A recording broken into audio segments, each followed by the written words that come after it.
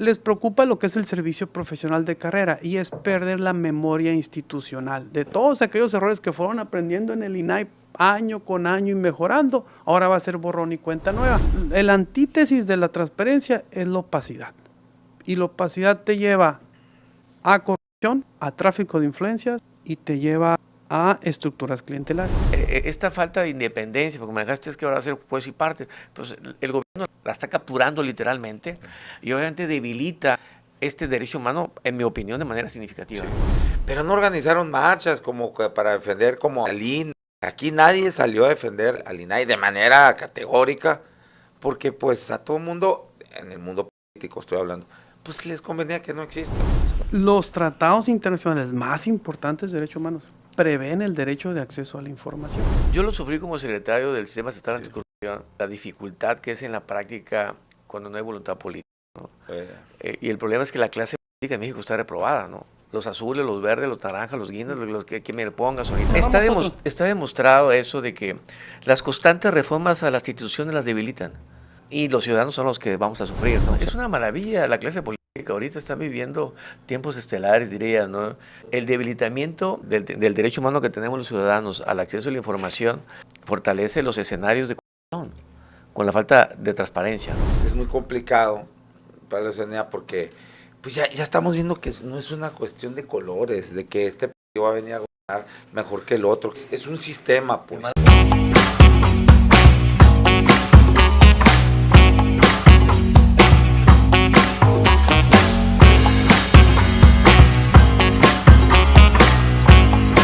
Bienvenidos a La Polaca con Aarón Tapia, el antropolítico donde lo único que no se degenera es la verdad, periodismo sin tapujos ni mordazas.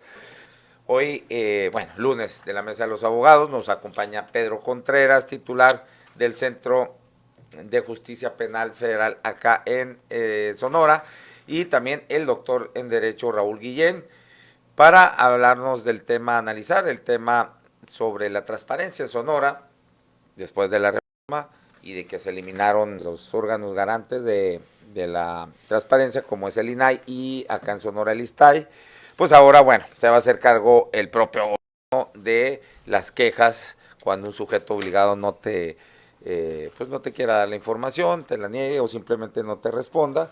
Bueno, pues ahora la Secretaría Anticorrupción y de Buen Gobierno, lo que antes era la Contraloría, pues será a cargo de eso, ¿no? Hay una subsecretaría que se llama de Transparencia, ¿no? Acá en Sonora es Francisco Zavala, expresidente del Instituto Estatal Electoral. No se hablan muy buenas cosas, ¿no? En su estancia ahí. Bueno, hoy él es el encargado de ser el garante de la transparencia. Bueno, bienvenidos, Pedro Contreras, Raúl Guillén. Gracias. Traes esa camisa, esa hueá como de los tiempos del gabinete, parece del gabinete de Echeverría. Es una guayabera yucateca, transparencia. Badoca el tema, ¿no? Bueno, no sé quién quiera iniciar. Yo empiezo, Aaron. Ok, venga. Fíjate que ¿Y ese organigrama que hiciste? es un mapa para que no me pierdan mis ideas. Fíjate que hablar de transparencia, pues hablar de uno de los pilares de la democracia, que tiene mucho que ver con la libertad de expresión. De hecho, algunos dicen que es parte de libertad de expresión, porque las personas y los medios de comunicación tienen que tener acceso a la información, pero no nada más tener acceso, sino poder divulgar la información. Y es parte importante de la democracia porque no solamente tiene que ver con la libertad de expresión, sino también con la participación ciudadana. Y para que haya una participación ciudadana efectiva, debe haber un ciudadano inconsciente e informado de la realidad, que eso le permita hacer aportaciones importantes. Pero no solo eso, la transparencia también conlleva a la rendición de cuentas, ¿sí? El gobernante tiene que definir qué es lo que va a hacer, cómo lo va a hacer y estar informando periódicamente a la ciudadanía cuáles son los avances que se están presentando. Y es importante la transparencia porque cuando esta se da de manera efectiva, disminuye la corrupción. Es decir, son dos variables que iban juntas y dicen, entre más transparencia, menos corrupción. Entre más opacidad, más corrupción.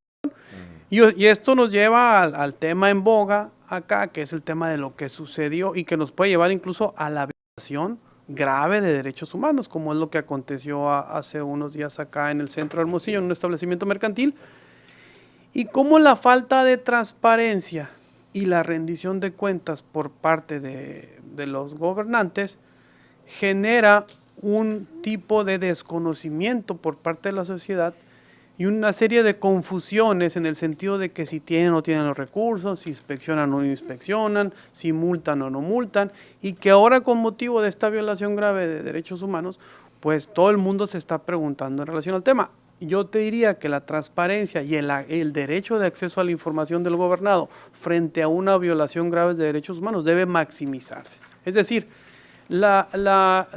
los gobernantes, cuando se da un suceso como el que pasó en Hermosillo, deben de maximizar el derecho de acceso a la información y por lo tanto la transparencia y transparentar absolutamente todo, una transparencia activa de máxima publicidad y progresiva, porque de eso se trata. Ya tenemos más de 20 años, quizás 25 años impulsando la idea de la transparencia y se tiene que exigir que vaya aumentando la transparencia, que vaya siendo máxima transparencia y que vaya siendo más proactiva por parte de la autoridad. Ahora, ¿cuáles son los retos que enfrenta hoy en día la transparencia? Uno es la transición, la desaparición del INAI y la creación de estos órganos desconcentrados de las secretarías de buen gobierno, ¿sí? De combate a la corrupción y buen gobierno, que representa un reto importante de qué va a pasar con toda esa memoria institucional y toda esa serie de personas que ya estaban capacitadas y formadas en materia de transparencia y que muchos de ellos están siendo desplazados. Incluso hay quien se preocupa hasta la plataforma de transparencia que tanto que logró construirse, sí. ¿Qué implicaciones va a tener esta transición? Pero también les preocupa lo que es el servicio profesional de carrera y es perder la memoria institucional de todos aquellos errores que fueron aprendiendo en el INAI año con año y mejorando. Ahora va a ser borrón y cuenta nueva. Un poco las personas que están ahí, pues el reto es poder capitalizar el mayor número de experiencias. Ahora, el antítesis de la transparencia es la opacidad. Y la opacidad te lleva a corrupción, te lleva a tráfico de influencias y te lleva a estructuras clientelares. Un tema importante acá en la transparencia es, por ejemplo, cómo se eligen a los nuevos integrantes de los diferentes órganos que han sustituido, en este caso al INAI y a otros, y que si los procesos son transparentes o no, si hay una convocatoria, hay un proceso de selección, son perfiles técnicos y profesionales. Y ese también es un reto importante que se ha dejado ver. Y a mí me llama mucho la atención porque estuve leyendo un poco sobre la violación grave de garantías individuales que antes tenía la Corte, que ahora pasó a la CNDH en el término constitucional, pero al final del artículo 102, apartado B, señala que la elección de los integrantes de la comisión principal de la CNDH deben ser elegidos a través de un proceso transparente, consultivo, escuchando a los involucrados, para elegir a las mejores personas para esa área. Y creo que ese tema se está dejando de lado últimamente. Porque aunque la ley ha establecido temas, por ejemplo, los comités de evaluación para el Poder Judicial, de procesos de selección y convocatorias, pues han sido a veces procesos que han dejado mucho que desear y no han sido tan transparentes, no solo en la elección de los integrantes, sino también en la elección de los que en resultado final fueron los candidatos en la elección judicial. Entonces eso es un reto, pues, uno más de los muchos que tenemos. Raúl Guillén. Híjole, pues este es un tema muy apasionante, es un tema sinceramente muy, muy extenso, muy complejo. Intentaré explicar así de manera muy breve al auditorio de qué se trata esto. La primera gran reforma en términos legales que toca el tema de la transparencia la ubicamos el 11 de junio del año 2002. La Ley Federal de Transparencia y de Acceso a la Información Pública, ¿sí? Fue una reforma que inició un proceso bastante largo, bastante extenso, que ha venido trabajando muy bien un investigador local que aprecio mucho y respeto mucho, que se llama Víctor Peña, del Colegio de Sonora. Y en esta primera reforma, el efecto práctico fue que permitió demandas ciudadanas de información y la sanción administrativa de negativas, ¿sí? Entonces, es como que surge el inicio, el surgimiento de un proceso de apertura a una cultura donde los ciudadanos podemos pedirle al gobierno con una herramienta más o menos funcional de en qué se gasta el dinero, qué hace con el dinero público, ¿sí? ¿Cómo lo maneja, ¿no? Luego de ahí pasamos a otra reforma. Este derecho que empezó en una ley secundaria llega a rango constitucional con la reforma del 20 de julio del año 2007, da el artículo 6º, ¿sí? Y da las bases al derecho de acceso a la información, ¿no? Es una reforma constitucional bastante importante, ¿sí? Ya que constitucionalizó el derecho de acceso a la información, ¿sí? E impulsó la obligación de crear órganos y procedimientos para garantizar el derecho. ¿Cuál fue el efecto práctico? Elevó la jerarquía normativa del derecho y obligó a armonizar leyes locales, ¿no? Entonces empieza a crearse toda una estructura normativa desde una base constitucional para que los ciudadanos podamos tener acceso a información, manejándolo ya como un derecho humano, como una garantía individual. ¿Sí? Y así tenemos la reforma del año 2010, la Ley Federal de Protección de Datos Personales en posesión de particulares, otra reforma constitucional de transparencia el 7 de febrero del 2014, otra reforma en el 2015, ¿sí? En el 2015 también se hizo una reforma constitucional para establecer el Sistema Nacional Anticorrupción, que tiene que ver con estos temas. A mí me tocó ser el titular de la Secretaría Ejecutiva del Sistema Nacional Anticorrupción, por eso de ahí que me siento muy cómodo en el tema y me preocupa muchísimo lo que esté pasando, ¿no?, en el país. El 26 de enero de 2017, otra reforma a la ley federal, a la Ley General de Protección de Datos Personales, otra reforma en el 2024 de simplificación orgánica, que es una reforma constitucional, entonces, y otra reforma recientemente, el 20 de marzo, de nuevas leyes relacionadas con estas leyes locales, con leyes federales, ¿no? Entonces tenemos que ha sido muy intensa, vamos a llamarle de esa manera, tanto a nivel de reformas a leyes federales como a reformas constitucionales, estos temas que tienen que ver con la transparencia, ¿no? Bien, bueno, incluso ahí en el sistema estatal anticorrupción, pues alguien que ocupaba un banquillo, ese pues era el titular quien estuviera titular del ISTAI, ¿no? O sea, era parte pues también del sí, había un comité coordinador donde estaban, la idea no era mala, y aunque esté vigente para mí ese sistema, prácticamente, porque me tocó vivirlo, murió de manera lenta, ¿no? Con la inacción, ¿no? Así. Con la falta de voluntad política, que no había condiciones para que fuera funcional. Ahí están los esfuerzos. Derivado de ese cargo que yo ocupé, voy a hacer en promoción. Saqué este libro que se llama La impunidad en los delitos relacionados con hechos de corrupción. Entonces aquí explico por qué los políticos que cometen delitos de corrupción no van a la cárcel. Aquí hago una explicación de cómo el sistema jurídico permite la impunidad y la estamos viendo ahorita, ¿no? Entonces ahí hago la explicación y obviamente un tema que tiene que ver, que era un eje central de ese sistema nacional anticorrupción, era la transparencia, ¿no? Y la rendición de cuentas. Aquí el problema es que nos costó mucho trabajo y nos está costando mucho trabajo crear una cultura donde los ciudadanos sientan que tienes un derecho humano y que no le estamos pidiendo al gobierno ningún favor, ¿sí? Estamos ejerciendo un derecho a saber en qué se gasta el dinero, ¿no? Entonces todas las reformas que van en contra de ese derecho humano, por un tema político, por un tema mediático, por lo que ustedes quieran, nos afecta muchísimo, sí, a nosotros. Ahora, bueno, constitucionalmente, o sea, no es que se pierda el derecho del acceso a la información, incluso, o sea, a solicitar la información con la desaparición de estos órganos que eran autónomos, órganos garantes de la transparencia, como el ISTAI y el INAI. Sin embargo, creo que en los hechos va a ser ya más complicado, pues, que puedas acceder a esa Tú lo dijiste ahorita y lo dijiste muy bien. O sea, cuando antes, con todos los defectos que tenía el INAI, sí, porque tenía muchos defectos, que era caro, que todo lo que se dijo, ¿no? Pero era más o menos funcional, más o menos. Sí. Los grandes escándalos de corrupción que fueron planteados en sus momentos salieron de ahí, ¿no? Sí. Entonces, esta falta de independencia, porque me dejaste es que ahora va a ser juez y parte, pues el gobierno la está otra vez, la está capturando literalmente, y obviamente debilita este derecho humano, en mi opinión, de manera significativa, sí, ¿no? Ahora, si te niegan la información, si tú no te sientes satisfecho en cómo te resuelva o no te resuelva desde la Secretaría de Anticorrupción y Buen Gobierno, pues el otro paso que queda es ampararte. Pero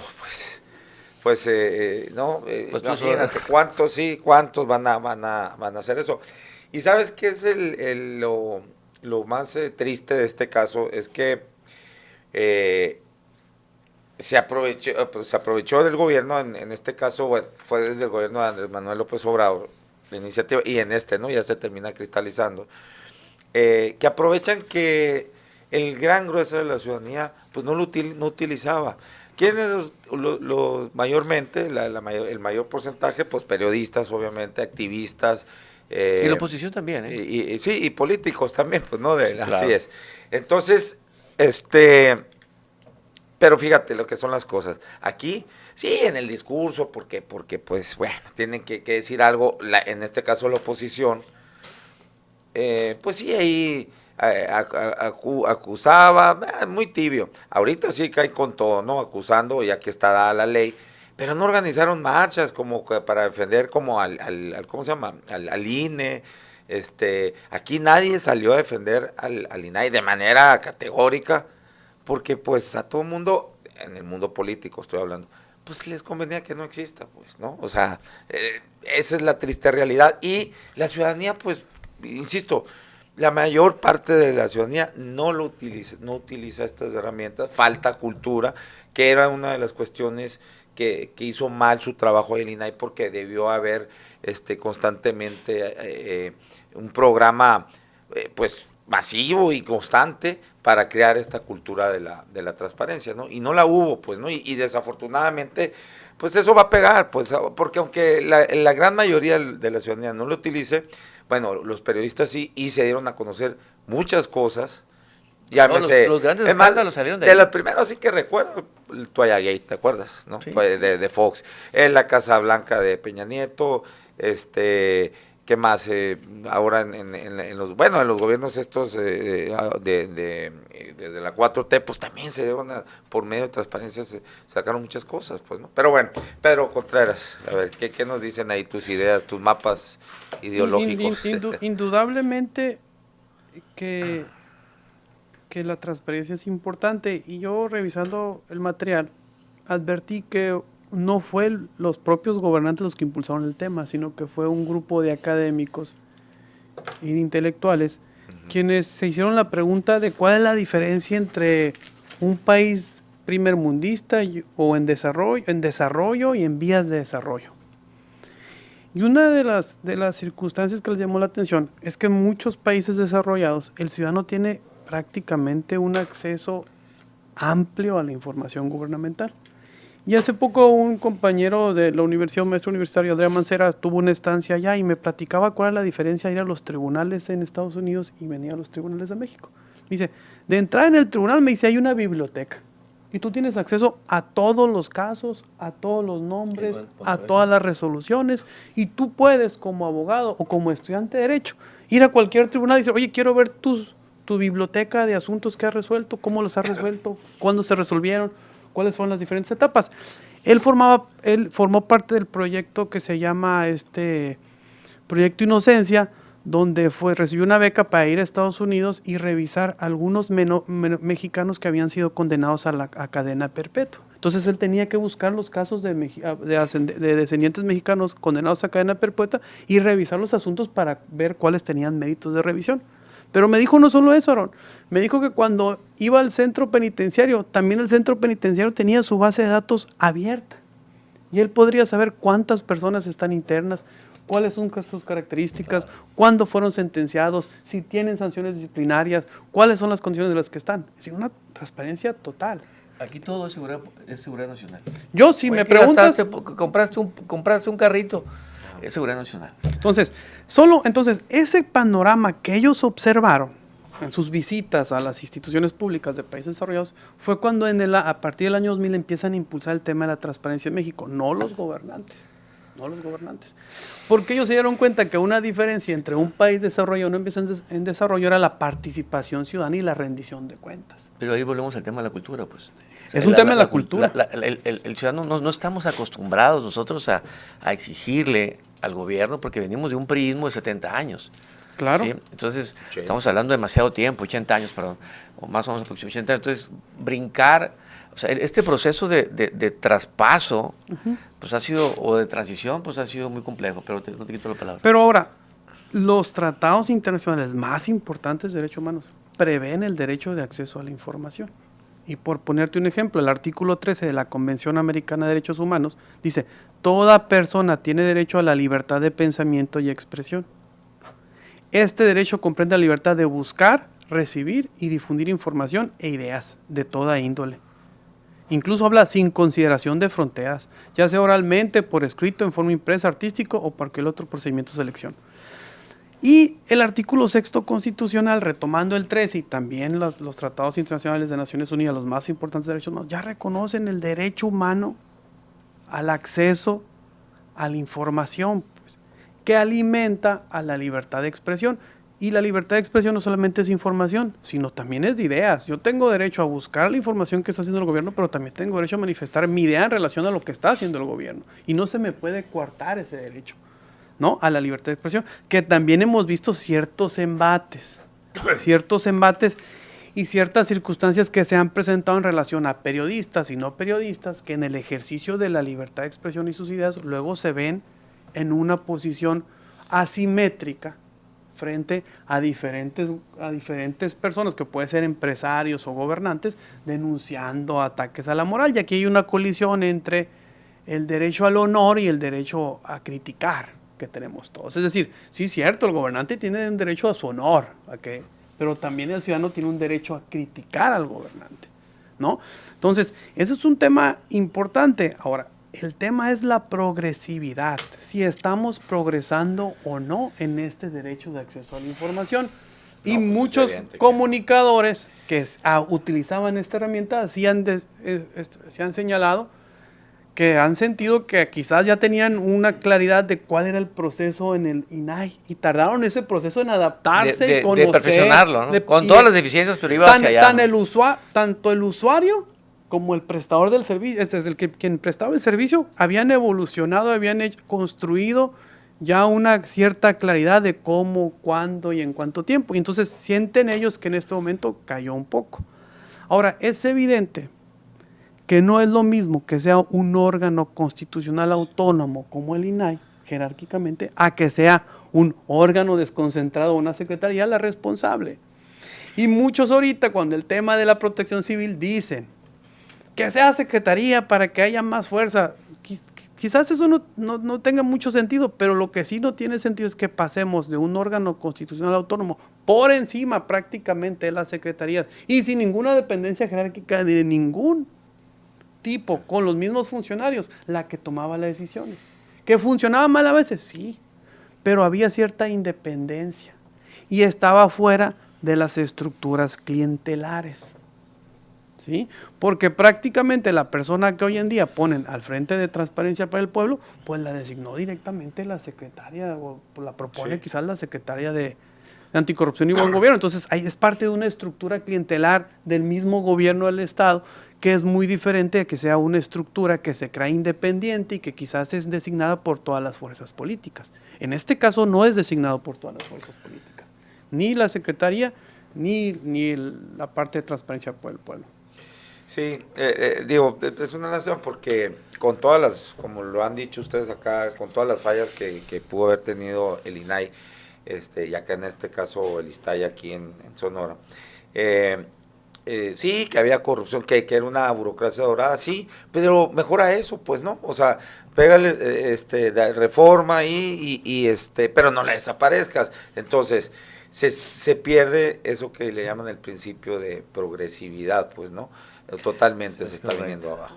Fíjate que ahorita que tocas el principio, por aquí lo anoté, que iba a hablar de eso, ¿no? Se supone que ya habíamos logrado un derecho humano desde la reforma de 2007, que es del derecho a acceso a la información. Se supone en el papel que todo lo que sigue es fortaleciendo, por eso se llama principio de progresividad, artículo 1 constitucional. Pero en la práctica lo político está encima del derecho, ¿no? Al final de cuentas, lo que tenemos es una clase política una clase política del PAN, del PRI, del Morena, que a mí me vale un comino literalmente este tema de los partidos políticos. Me molesta bastante la discusión bananera de tercermundista entre a veces los candidatos, de que hoy es que estos ataques personales por corrupciones de antes o posteriores, a nosotros nos interesa, los ciudadanos, es transparencia, nos interesa que no haya corrupción y nos interesa un buen gobierno, no nos importa la bandera, no más queremos eso.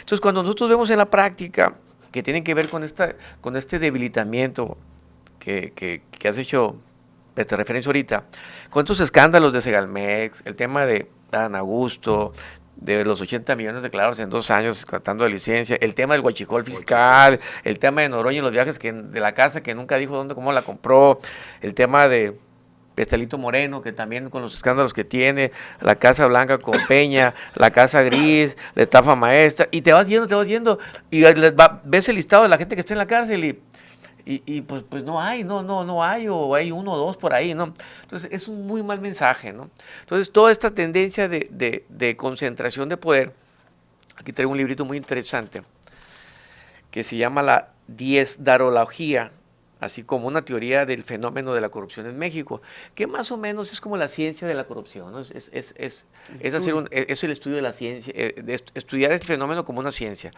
Y aquí hay un tema que me interesa mucho plantear, que se llama, que un modelo que explica qué es la corrupción.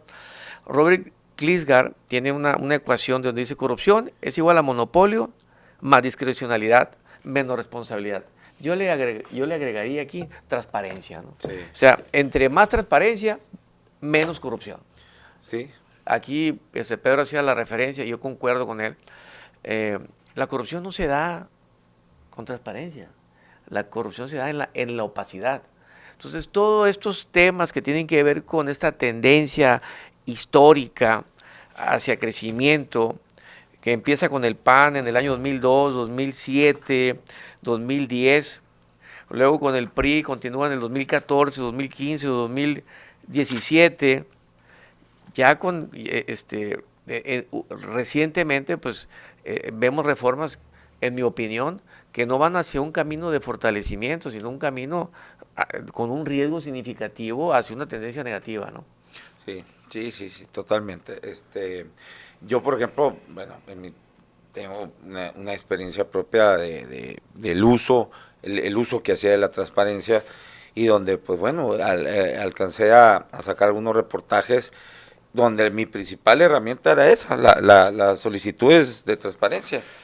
Por ejemplo, el caso estafa legislativa. ¿Estafa legislativa? De ahí yo saco la mayor parte de la información de los informes, de las auditorías, que el ISAFE está obligado a publicar, o no sé cómo quedaría la ley, a lo mejor ya no lo obliga, pero estaba obligado a tener en su página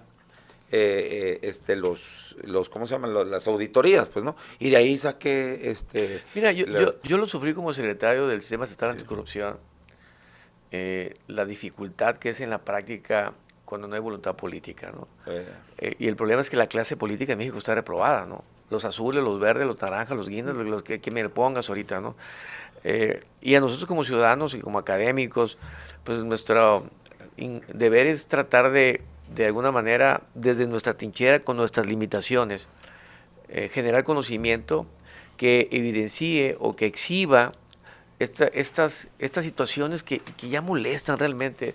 Es muy frustrante para un académico ver cómo se van destruyendo los avances. Y luego le preguntas a la gente, a mí me llama mucho la atención, casi siempre le pregunto a la gente cosas así, temas así muy específicos, y me dicen, oye, es que antes robaban y no nos daban dinero.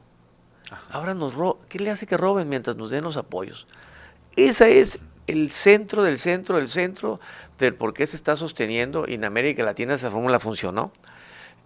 Hay que, dando apoyos sociales, la gente soporta prácticamente todo. Y bajo esa lógica, pues uno va a preguntar y dice, bueno, ¿qué va a pasar con todo esto? ¿Cuál es la tendencia? Yo veo una tendencia ahorita, a corto plazo, muy compleja, ¿no? Pedro Contreras. Bueno, sin duda, la resistencia por parte del gobernante a la transparencia siempre ha estado presente. Y siempre ha estado presente porque, como bien dices, impacta en la discrecionalidad, y impacta en la impunidad frente a la rendición de cuentas y a la responsabilidad. Pero mucho tiene que ver con las estructuras clientelares y no se trataba de sustituir una estructura clientelar por otra, pues, o estar ahí sustituyendo estructuras clientelares, sino que yo pienso que ya debe de haber por parte de la sociedad una exigencia clara de que debe de profesionalizarse al servidor público y no debe de ser una estructura clientelar donde todo son favoritismos y todo esto. Por un lado, pero por el otro el tema de las restricciones. Sí, es cierto, tenemos acceso a la información, pero es claro que debe haber ciertas restricciones, que siempre deben de ir disminuyendo, no aumentando, que ese es otro tema que tiene que ver con la progresividad. Y que eso, sea funcional también, porque que eso, no es funcional. Pues, y eso preocupa, porque siempre estuvo restringido todo el tema de transparencia a las Fuerzas Armadas. ¿No? Ahí no siempre estuvo... ¿no? Siempre estuvo restringido. Todo es seguridad nacional. Y de repente ya las Fuerzas Armadas estaban en todos lados, pues estaban construyendo hospitales, aeropuertos, vías de ferrocarril. Entonces todo entraba a seguridad nacional. Pero no solo eso, la seguridad pública ya fue encomendada a la Secretaría de Defensa Nacional. Entonces ya entramos a un tema muy delicado, el tema de las restricciones, que debe de ir evolucionando a menos restricciones y no a más restricciones. Ahora, el tema que hablamos aquí es la construcción de un Estado de Derecho y de instituciones sólidas, que no se construyen cada vez que se presenta un problema, sino que son instituciones que se tienen que construir con el tiempo, con la participación ciudadana, ir madurando. Borrar todo el andamiaje institucional y reconstruirlo, pues siempre implica un reto importante de que tu Estado de Derecho sea frágil, ¿no? Entonces, sí, no, reingeniería en la Corte, no, pero está demostrado eso de que las constantes reformas a las instituciones las debilitan. O sea, y los ciudadanos son los que vamos a sufrir, ¿no? O sea, todas las reformas constantes a las instituciones estructurales, pues hacen que las cuestiones funcionen bien y el perjudicado somos nosotros, ¿no? Y que mucho pasa cuando se reinventan los gobiernos cada 3 años o cada 6 años. Sí. Es decir, vuelven a contratar un proveedor de tecnología, no vuelven a contratar un nuevo sistema y todo lo que la memoria institucional que hace a la basura, ¿no? Y eso no es lo correcto, no funciona, pues. No, y tenemos un problema en México, yo creo a nivel mundial, ¿no? Que la lógica del político es, me prefiero una persona leal que una persona competente, ¿no? Y es el problema, los equipos que se agrupan en estos grupos políticos, vamos a llamar de esta manera, pues aplauden la lealtad y la competencia está en segundo lugar, ¿no? Y debería ser al revés. Los políticos serios, profesionales, deberían de buscar, sinceramente, gente competente. No poner primero la lealtad sobre la competencia, ¿sí? Pero lamentablemente eso pasa, ¿no? Así es. Bueno, pues este es el tema de la transparencia. Te digo, a mí me llama mucho la atención que leyendo antecedentes internacionales de la Corte Interamericana hablaban de que cuando hay violación grave de derechos humanos, la transparencia debe aumentar, pues. Y por ejemplo, eso fue un reto importante aquí en Sonora hace unas semanas, que cuando se da una violación grave de derechos humanos, la primera obligación del gobierno es transparentar totalmente tanto los archivos de protección civil, cómo se dio el apoyo durante el momento y qué es lo que se está haciendo en materia de responsabilidad administrativa. Y muchos hablan, no, es que la responsabilidad penal es el sigilo, sí, pero una cosa es la responsabilidad penal y otra cosa es la responsabilidad administrativa. Y deben de ir corriendo, incluso la política, que también existe, ¿no? Claro. Y en su momento será la civil también. Es correcto. ¿No? Entonces, es un tema importante que nuevamente concluimos en la participación ciudadana. Si el ciudadano no se interesa en el tema, si el ciudadano no exige, si el ciudadano no participa, pues el político va a estar tranquilo, o en ese caso el poderoso va a estar tranquilo frente a... Es una maravilla. Porque se le va a olvidar el tema, y al rato hay otro tema, y al rato hay otro tema, ¿no? No, es una maravilla. La clase política ahorita está viviendo tiempos estelares, diría, ¿no? Porque el debilitamiento del acceso del derecho humano que tenemos los ciudadanos al acceso a la información fortalece los escenarios de corrupción con la falta de transparencia, ¿no? Sí, y es que, o sea, no sé pues dónde va a parar todo esto. Yo sí sé que va a parar. A ver, históricamente está demostrado, y no lo digo yo, por eso traje todos estos libros, no sé si por aquí lo puedan abrir. Sí, son solamente algunos libros, pero hay 100 libros, 100 o más, a nivel mundial que hablan de estos temas. Y esta fórmula de concentración de poder sin contrapesos, más transparencia, igual a corrupción. Eso ya es una fórmula que está totalmente demostrada históricamente y derecho comparado, ¿no? ¿Qué va a pasar? Pues bueno, pues hasta que truene el país, ¿no? Como en su momento. Pero alguien, difícilmente algún otro gobierno de otro color difícilmente va a volver a instalar estos órganos autónomos. Mire, yo sí creo que lo que llevó el declive del Partido Revolucionario Institucional es que la militancia no fue activa y consciente respecto a dónde iban a dirigir al país. Se volvió muy clientelar. Pero se volvió una estructura bien clientelar.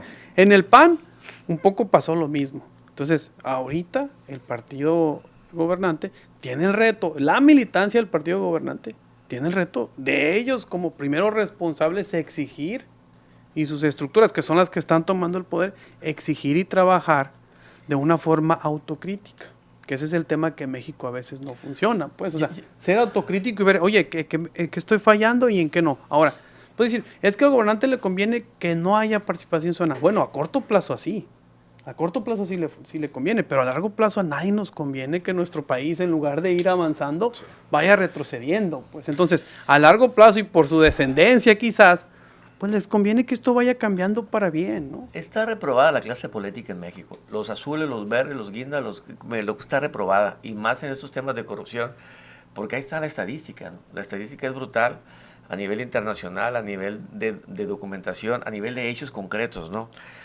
Más allá del discurso, que la verdad, estoy tan enfadado de escuchar lo mismo de siempre, no vamos a combatir la corrupción, pero los hechos botan problemas y nadie está en la cárcel, ¿no? Sí. Entonces, ese fue uno de los factores que me animó a escribir este libro, ¿no? De por qué que la impunidad de los delitos relacionados con hechos de corrupción, porque bueno, el sistema normativo está hecho, o el sistema constitucional y todo el aparato político opera para que haya impunidad. Y el gran problema de México ahorita es la impunidad. Sí, y no hay... no ha habido grandes combates pues a la corrupción, o sea, por ejemplo en este caso sí el huachicol fiscal sale a la luz por el mismo gobierno acá, pero pues parece que ahí quedó la cosa, y no, ¿cómo nos vamos a creer que eran estos hermanos Farías los que movían todo esto? Por favor, o sea, aquí es desde las más altas esferas todo esto para mover esos millones y millones de litros de combustible. Pues no, por favor, no iban a ser dos mandos medianos ahí o sea, por favor. Entonces, no, ¿y quién llega al mes, bueno, lo mismo. ¿Y quién hizo los nombramientos, no? O sea, si tú ves los nombramientos, ¿quién los hizo? Lo hizo el Ejecutivo, ¿no? Sí. No, y hay otros temas como las factureras, el cartel inmobiliario, el lavado de dinero. Bueno, es una locura esto. Los extorsionadores estos del crimen organizado, y por ejemplo ahorita que está muy de moda Michoacán, o sea, ¿cómo puede ser posible que puedan actuar de la manera como actúan, extorsionando a los limoneros y a los aguacateros? Y pegas de grito y pues, ¿qué pasa? Te matan. Y ahí está a la luz de todo mundo, cabrón, a la luz de todo mundo. O sea, bueno, eso... Pero bueno, nos desviamos un poco del tema que es la transparencia. Conclusiones, si quieres empezar, Pedro. Yo creo que el camino que le queda a la sociedad es tener una posición crítica siempre ante la clase gobernante y ocuparse de estos temas. Y si no se ocupa y no se analiza con intención clara de buscar áreas de oportunidad, pues vamos a seguir donde mismo, dando círculos, porque a final de cuentas la gente ya le dio la oportunidad al PRI, ya le quitó su voto. Ahora después le dio al PAN y le quitó su voto. Ahorita está Morena, le dio su voto. Al rato que se fue le quitó. Y al rato hacen otro partido los políticos y ahí vamos a estar en un ciclo. Entonces sí debe de haber como un efecto también de las personas, y ir viendo cómo está la opinión pública y la confianza en las instituciones, porque a lo mejor y no todo el mundo está de acuerdo con nosotros, ¿no? Sí, no, totalmente, pero sí, lo que comentas, ahora es muy complicado para la ciudadanía, porque pues ya estamos viendo que no es una cuestión de colores, de que este partido va a venir a gobernar mejor que el otro, o sea, es un sistema, pues. De malas prácticas. Es un sistema donde pues parece que todo el mundo está envuelto, hay cosas que a lo mejor vamos a dar el beneficio de la duda que si la presidenta tiene las mejores intenciones, a final de cuentas en algún punto se topa con pared, ¿no? Y hay otros factores de poder, o los poderes fácticos que le llaman, o en las mismas estructuras de gobierno, que pues se te resisten.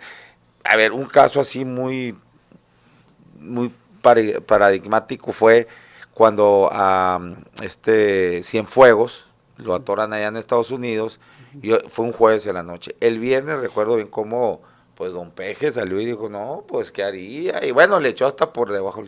Para el lunes... ¿Y 3 horitos después? Sí, para el lunes totalmente lo contrario a lo que había dicho el viernes. ¿Por qué? Evidentemente las milicias, las fuerzas hablaron con él, nos tienes que hacer diplomacia porque no pueden encerrarnos. O sea, entonces ahí te das cuenta que no es precisamente el poder supremo el ejecutivo. Hay factores ahí con los que te topas con pared a veces. Y luego hay otras cuestiones, por ejemplo, digo, y vergonzoso, lamentable, como el caso de Cuauhtémoc Blanco. ¿Cómo defiendes a un pinche abusador? No, pero el escándalo de él, o sea, que están en votación y está jugando pádel, o sea. Entonces, y está grabado. Y luego todavía... Pero eso es responsabilidad, Así es responsabilidad administrativa, y si descuidas hasta responsabilidad penal si le buscas. Digo, ya, ese es el pero el problema es que existe el fuero, y el fuero lo protege, y además una voluntad política. Eso, pues me parece lamentable una mujer presidenta que defienda a ese, oye, no, y lo está acusando su hermano, media hermana, ¿no? O sea, por lo menos no estamos diciendo que, o sea, que se le haga un juicio, que se lo desafueren para que lleve un juicio, pues, ¿no? Un proceso, pero no, lo protegieron, me parece. A ver, ¿qué es lo que le acaba de pasar ahora a la presidenta ahí donde pues un borracho, yo no sé qué se digo, como, porque no andaba en sus 5 sentidos el amigo ese, ¿no? Se le acerca ¿Cómo le han hecho memes a ese? Sí, pues, pero digo, me parece también de mal gusto, ¿no? Que los memes y todo, pero bueno. Ahora, entonces, va y pone ejemplarmente la denuncia y hablan de que las mujeres son abusadas y la presidenta, pues sí, pero ya se les olvidó que protegieron a Cuauhtémoc Blanco, cabrón. O sea, ese tipo de cosas, bueno, y otra vez nos volvimos a... O sea, es que parece que no tiene que ver, pero sí tiene que ver, pues, con todo esto. Pero bueno, las conclusiones sobre la transparencia, Raúl. ¿Cuál ha sido el gran argumento del gobierno para llevar estos escenarios, para mí, en mi opinión, de riesgo significativo en cuanto a debilitamiento institucional? La austeridad y la racionalización, la mayor eficiencia administrativa. Ese es el gran argumento. ¿Y cuál es el gran argumento en contra? Bueno, pues que con esto va a haber una menor independencia por parte de estos órganos y que va a haber un control por parte del Estado de estos órganos, ¿no? Con todas las implicaciones que ello conlleva, ¿no? Que para mí es la impunidad. ¿Cuáles son los dos grandes escenarios? Un reequilibrio institucional, ¿sí? De que todas estas reformas, porque el derecho ahí lo tenemos, tú bien lo dijiste, pero va a haber una reestructuración normativa y eso implica que hay que esperar a ver si funciona o no funciona. En mi opinión, difícilmente va a funcionar. Y otro gran escenario es la consolidación de un modelo menos independiente, ¿sí? Que confirma el control político sobre órganos que nos costó muchísimos años, décadas, lograr con todas las deficiencias y con todos los problemas. Entonces, bueno, el tema es como que estamos en una rueda, ¿no? Donde subimos y bajamos, es un círculo vicioso, ¿no? Y ahí viene la otra reforma electoral, híjole, hay que ver, con lupa, ¿no? ¿Qué es lo que viene ahí, ¿no? Se especulan muchas cosas, pero bueno, vamos, hay que esperar a ver cuando empiece ya la discusión, si es que hay discusión, ¿no? En el Congreso. No, sí va a haber, sí, digo, obviamente lo digo de forma irónica porque ya ves que... No, yo también lo dije de forma irónica. Tienen ¿cómo se dice? una forma de discusión muy peculiar, ¿no? En estos, pues cuando son una avasallante mayoría, pues la discusión se hace así, ¿no? No, o cumples con la forma, ¿no? Pero el fondo luego, ya está resuelto. Y luego súmale que la oposición, tienes a gente como Lili Telles, Alito, el otro orangután que anda con Alito ahí, el golpeador ese, el gordito ese de Chiapas, que también es otro pinche loquito. Ahora hablando que es una cuestión o sea, de risa, cabrón, ¿no? No sé si viste el último ahí que está diciendo que Morena, esos son narcos satánicos y que esto es una lucha espiritual porque ellos creen en Dios. Entonces, o sea, ¿quién lo va a tomar en serio? Pues necesitamos una oposición también. Eso también le beneficia, pues, a Morena, que tenemos una oposición pues muy chafa. Digo, por supuesto, claro que sí hay pero pues. Fíjate que el discurso de la legitimidad moral con tantos escándalos de corrupción, yo hoy sí he visto que ha disminuido por parte del gobierno actual, ¿no? Son tantos escándalos que ya no puedes decir que moralmente hablando estén tan legitimados, ¿no? Y el problema es que tan malo como el Colorado, como tan mal giro como el Colorado, ¿no? Así estamos ahorita, ¿no? Y el gran afectado somos los ciudadanos, ¿no? Yo pues digo que la clase política en México y en muchas partes del mundo, pero estamos aquí en México, pues, ¿cuánto le pondrías a la clase política si tuviéramos que ponerle históricamente? ¿Cuánto le pondrías? Históricamente, ¿no? Pues reprobado. Hay menos de uno. Históricamente, sí, hay cosas que sí, históricamente están reprobados, ¿no? Sí, por supuesto. ¿Y quién es el afectado? Pues nosotros. Pues, aunque en eso conllevamos también una corresponsabilidad, la claro, sociedad, ¿no? Claro. Porque también los políticos no nos los mandan de Júpiter, ¿no? Totalmente, eso totalmente estoy de acuerdo contigo. Hay una corresponsabilidad ciudadana. Así es. Claro, y hablábamos de oposición y que la oposición no solamente puede estar afuera de Morena, puede estar adentro también. O sea, puede haber contrapesos al interior del mismo Como en su momento hubo en el PRI, que el PRI lo fracturaron. Y por ahí históricamente tiene que ser la tendencia, ¿no? Sí. Porque luego vemos ahorita, como cuando decías, Raúl, que luego hacen otro partido, pues ya estamos viendo unos que, oye, el sinvergüenza, Acosta Naranjo, sí, Acosta. Oye, no, el PRD, ¿no? Del PRD, ve dónde lo dejaron, cabrón, y ahora resulta que quiere hacer otro partido. O sea, si ya vean a dónde llevaron al pinche PRD, o sea, son cosas y ahora, pues según, no, de izquierda, que ahí anda pegado con los panistas, o sea, bueno, la total de las incongruencias, o sea, vemos que en todos. Mira, tú mismo sufres, y tu lenguaje corporal es que, güey, así estamos ahorita. Sí, no, es que pues, es de locos, pues, pero bueno, pero creo que aquí es muy importante la sociedad, que estamos reprobados también, la participación. O sea, no podemos seguir, no debemos debemos seguir aguantando eso. Sí yo pienso que la sociedad sí tiene una gran corresponsabilidad, pero en su momento logramos la transición, haya sido como haya sido, y la votación del año pasado estuvo muy compleja, o sea, está muy pareja. Creo que sí. ¿Qué votación? Creo que la votación de las elecciones, ¿no? Pareja. Estuvo pareja en el sentido del voto, del número de personas que votaron por las diferentes corrientes, sobre todo dos. Ahí están los números, no tengo el exacto número, pero lo importante es que este proceso en mi opinión, de confrontación política, de polarización, pues está creando todo un escenario donde las personas cada vez agarran un partido, ya sea para uno o para un lado, ¿no?